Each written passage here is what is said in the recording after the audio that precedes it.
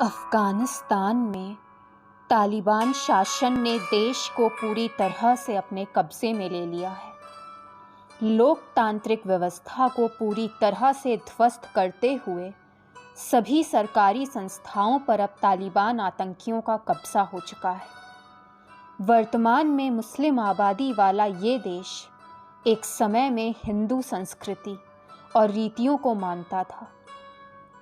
आइए आपको ले चलते हैं इतिहास के पन्नों में और बताते हैं अफ़गानिस्तान का इंडियन कनेक्शन। ऐसा माना जाता है कि अफ़गानिस्तान से भारत का संबंध एक दशक या सैकड़ों वर्षों नहीं बल्कि उससे भी अधिक पुराना है।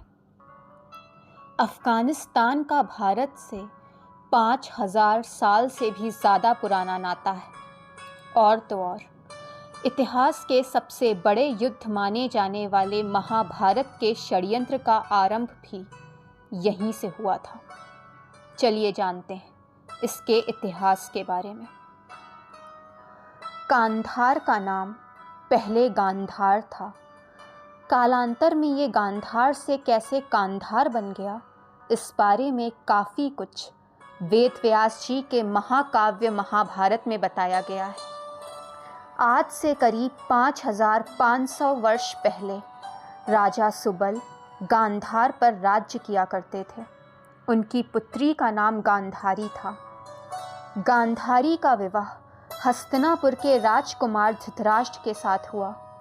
गांधारी का एक भाई था जिसका नाम शकुनी था। पिता की मृत्यु के बाद गांधार का राजपाट शकुनी के हाथों में आ गया। भीष्म ने राजा सुबल के पूरे परिवार को नष्ट कर दिया था। इस बात का प्रतिशोध लेने के लिए शकुनी ने कौरवों और पांडवों को आपस में लड़वाकर पूरे हस्तिनापुर का नाश करने की साजिश रची थी। अपने 100 पुत्रों को खोने के बाद गांधारी ने क्रोध की अग्नि में जलते हुए शकुनी को श्राप दिया था कि मेरे 100 पुत्रों को मरवाने वाले गांधार नरेश, तुम्हारे राज्य में भी कभी शांति नहीं रहेगी। अब जब तालिबान ने फिर से अफ़गानिस्तान को अपने कब्ज़े में ले लिया तो गांधारी के उस श्राप की चर्चा एक बार फिर आरंभ हो गई। ऐसा माना जा रहा है कि गांधारी के उस श्राप के दंश से गांधार आज तक उभर नहीं पाया। पांडवों के हाथों पराजय के बाद कौरवों के सैकड़ों वंशज अफ़गानिस्तान में आकर बस गए। यहाँ उन्होंने अपने शकुनी मामा के प्रांत गांधार में शरण ली थी। फिर यहाँ से वो धीरे धीरे इराक और सऊदी अरब में जाकर बसने लगे। महाभारत काल की समाप्ति के बाद यहाँ धीरे धीरे बौद्ध धर्म का प्रचार और प्रसार होने लगा। यहाँ तक कि एशिया के कुछ भागों में बौद्ध धर्म तेज़ी से फैलने लगा। भगवान शिव की पूजा यहाँ से धीरे धीरे समाप्त होने लगी और इसके बाद बौद्ध धर्म के अनुयायी अपने धर्म को बढ़ावा देने लगे। मुस्लिम शासकों के यहाँ कब्जा करने से पहले कई मौर्य शासकों ने यहाँ पर राज्य किया था।